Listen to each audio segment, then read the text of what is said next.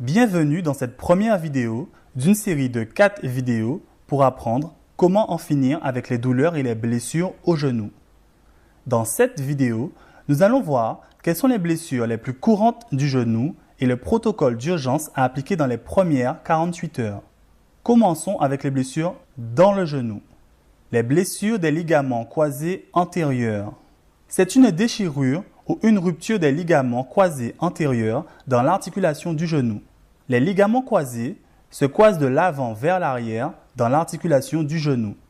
Ils peuvent être blessés par une torsion violente ou un choc dans les sports à contact. Il y a souvent un son au moment de l'accident, suivi d'un gonflement et des mouvements restreints dans l'articulation du genou. C'est une blessure qui peut être extrêmement douloureuse. Les blessures du ménisque.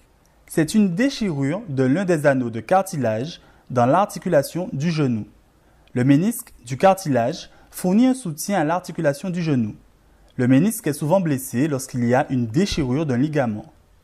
Maintenant, voyons les blessures en avant du genou. Le syndrome fémoro-patellaire ou syndrome rotulien. C'est une inflammation causée par un mouvement excessif de la rotule. C'est souvent le résultat de mauvais mouvements répétés, c'est-à-dire d'une mauvaise biomécanique. Quels sont les symptômes d'un syndrome rotulien? Vous ressentez des douleurs dans l'articulation du genou, particulièrement à l'avant du genou, mais aussi en dessous et autour de la rotule. Il peut y avoir un enflement après une activité. La douleur est souvent plus intense lorsque vous montez ou descendez des pentes ou des escaliers. Un son peut être entendu lorsque vous fléchissez vos genoux et être assis pendant de longues périodes peut être inconfortable. Une autre blessure est le jumper knee ou genou du sauteur. Aussi appelée tendinite rotulienne, c'est la blessure la plus fréquente des genoux. De nombreux athlètes et sportifs souffrent du genou du sauteur. C'est une surutilisation du genou qui cause une inflammation ou une dégénérescence du tendon rotulien ou du ligament qui relie la rotule au tibia. Vous ressentez une douleur en bas et à l'avant du genou lorsque vous le palpez ou que vous appuyez dessus. Vous avez des douleurs et une raideur du genou après une activité. Vous pouvez ressentir des douleurs lorsque vous contractez le muscle quadriceps. Le genou affecté peut paraître plus large que le côté du genou sain. La tendinite rotulienne ou jumper knee peut être classée en 4 niveaux. Le niveau 1. Vous avez mal seulement après l'effort, après un entraînement par exemple. Le niveau 2. Vous avez mal avant et après l'effort, mais la douleur disparaît en général après un bon échauffement. Le niveau 3. Vous avez mal pendant l'effort et cela limite vos performances ou votre activité quotidienne. Le niveau 4. Vous avez mal régulièrement au quotidien. Attention, du fait que cette blessure permet de continuer une activité, beaucoup de personnes continuent à s'entraîner et à faire de la compétition malgré la blessure. Mais cela est à vos risques et périls, car si vous laissez cette blessure devenir chronique, elle sera très difficile à traiter, elle pourra même nécessiter une chirurgie. Voyons les blessures derrière le genou. Le ligament croisé postérieur. C'est un ligament important pour la stabilisation de l'articulation du genou. Il empêche l'articulation de partir vers l'arrière. Une lésion du ligament croisé postérieur est généralement causée par un impact sur le devant de la jambe, poussant la jambe vers l'arrière. Vous pouvez ressentir une douleur derrière votre genou qui se propage parfois dans la région du mollet. L'arrière de votre genou peut aussi légèrement enfler. Pour les douleurs ou blessures sur le côté du genou, nous avons le syndrome de la bandelette iliotibiale ou syndrome de l'essuie-glace. Connu aussi sous le nom de genou du coureur, elle se manifeste par une douleur à l'extérieur de l'articulation du genou. La douleur s'aggrave lors de la course et notamment en descente. Vous pouvez aussi ressentir des douleurs lors de la flexion et de l'extension du genou. Généralement, vous pouvez avoir une faiblesse en abduction de la hanche. Voilà, je viens de vous énumérer les 6 blessures de l'articulation du genou qui sont les plus courantes, mais il y en a d'autres.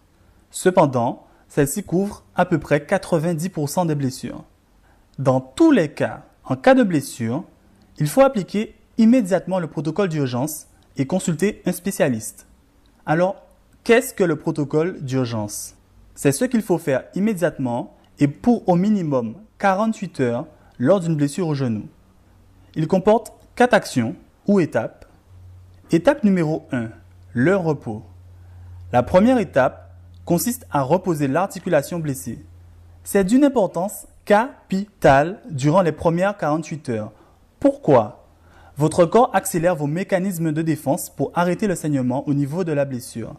Des mouvements excessifs vont entraver ce processus, retarder la guérison et aggraver la blessure. C'est pour cela qu'en cas de blessure, arrêtez votre activité. Étape numéro 2, refroidir. Refroidir l'articulation blessée est très important. Réduire la température fait diminuer le saignement interne et la réduction de l'hémorragie interne va réduire le gonflement de l'articulation blessée. Le froid va donc permettre de limiter les dégâts dans la blessure et d'accélérer la récupération. Étape numéro 3, la compression. Avec la compression, le but est de diminuer l'enflement de l'articulation. En appliquant des forces de compression, vous empêchez l'excédent de liquide de se regrouper dans l'articulation. Cela vous fait gagner de précieuses semaines de récupération car se débarrasser de gonflement excessif peut prendre beaucoup de temps. Étape numéro 4. L'élévation. En gardant élevée l'articulation blessée au-dessus du niveau cardiaque, cela permet à la gravité de vous aider à enlever le fluide indésirable de la région de la blessure. Cela contribue donc fortement à faire diminuer l'enflement. Nous venons donc de voir quels sont les types de blessures du genou les plus courantes et que faire dans les premières 48 heures en cas de blessure. Dans la prochaine vidéo, nous verrons 7 mauvaises habitudes que vous pouvez changer pour améliorer l'état de vos genoux. Et je vous rappelle que dans la 3e vidéo, nous verrons les 8 causes les plus fréquentes des blessures au genou.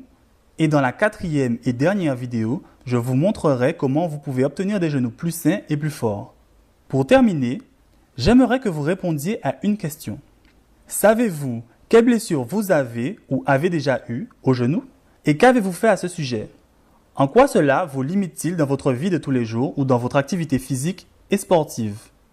Laissez-moi votre réponse dans les commentaires ci-dessous. Merci et à demain pour la 2e vidéo.